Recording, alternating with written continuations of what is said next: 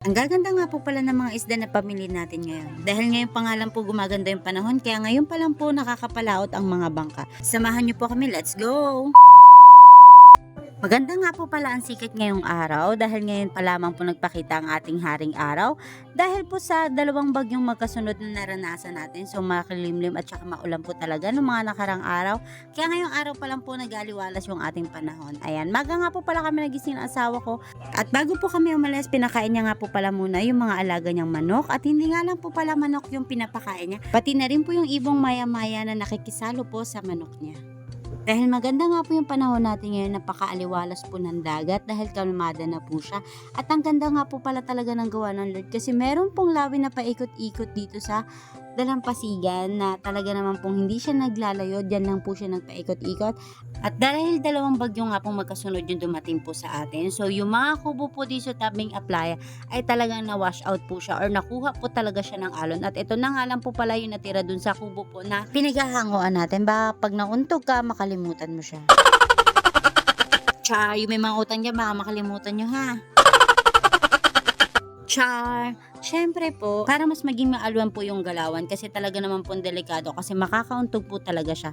At maya-maya nga po pala dumating na nga po pala yung mga isda na bibilhin natin ngayong araw. Magaganda at marami nga po pala tayong isda na dumating ngayon dahil ngayon pa nga lang po gumanda ang panahon. Hindi na nga po pala ganun kalalaki yung mga alon. Kaya pinagpapala po talaga ngayon yung mga mangingisda natin. Pinagbigyan po tayo sa mga ilang araw po o isang linggo halos po na wala po tayong kinikita or wala pong kinikita yung mga mangingisda natin kasi hindi po sila talaga pwede makapalaot. Dahil pinagbabawalan po talaga ng mga Coast Guard na pumalaot ng maliliit at malalaking bangka para na rin po sa safety ng mangingisda natin kasi sobrang lalaki po talaga ng mga alon ng mga nakaraang araw dahil po sa dalawang bagyong magkasunod na dumaan sa atin. Salamat din po tayo sa Lord kasi yun lamang po ang naranasan natin dito sa Occidental. Hindi po katulad sa Bicol na talagang pong lumubog na po ang mga bahay dahil po sa taas ng baha. Kaya lagi po tayong mag-ready at 5 banyera nga po pala na pamili natin ngayong araw. At dahil araw nga po pala ng mga patay na patay sa'yo. Wow! Char! So, dahil nga po November 1 ngayon, pupunta nga po pala kami ng asawa ko sa public cemetery dito po sa amin sa San Jose. Hindi na nga rin po pala namin sinama yung dalawang anak namin kasi baka po biglang umulan dahil po nung mga bandang alas 2, alas 3 po bigla pong bumuhos ang malakas na ulan kaya hindi na rin po namin sila sinama kasi baka bigla po umulan. At saka sobrang dami nga rin po pala ng taong pumupunta lalo na po pag ganito pong November 1. So, dito pa lamang po sa gilid, kitang-kita na po yung dami ng mga sasakyan na pumasyal po dito sa mga pamilya na namayapa na po natin. So be respect po. Alam ko po hindi po lahat nagse-celebrate ng piyestang patay or dahil po sa November 1 pero be respect po tayo sa lahat ng kung ano man po yung paniniwala natin sa kapwa natin. At dahil nga po dito sa public cemetery kung isa ka sa mga nakakakita na merong nagagalaw sa dilim kapag gabi na, alam mo na yun. Char, dito nga po pala sa public cemetery, kailangan po malinaw yung mata mo. Baka meron na nakatingin sa'yo or nakasilip sa'yo ng mga kakilala mo.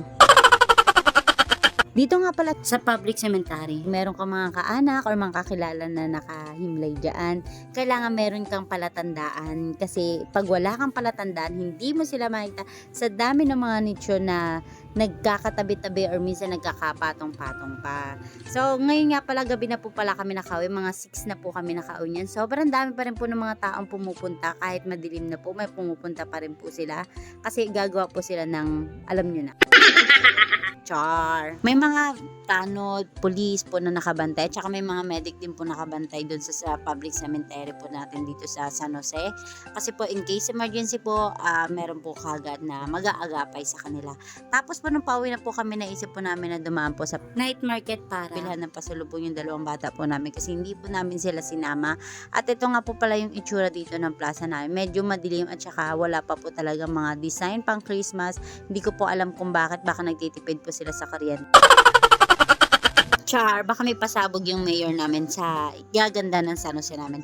And then, ayun nga po, naisip ko nga po pala bumili ng fruit shake para po sa kanila. At saka bumili na rin po pala ako ng takoyaki. Ito nga po pala yung itsura ng night market dito sa amin. Hindi nga po pala kami nagtagag kasi pagod na rin nga po kami dahil nga po namili kami ng isda kanina. At saka ang dami pa namin ginawa. So, hanggang dito na lamang po. Bye-bye!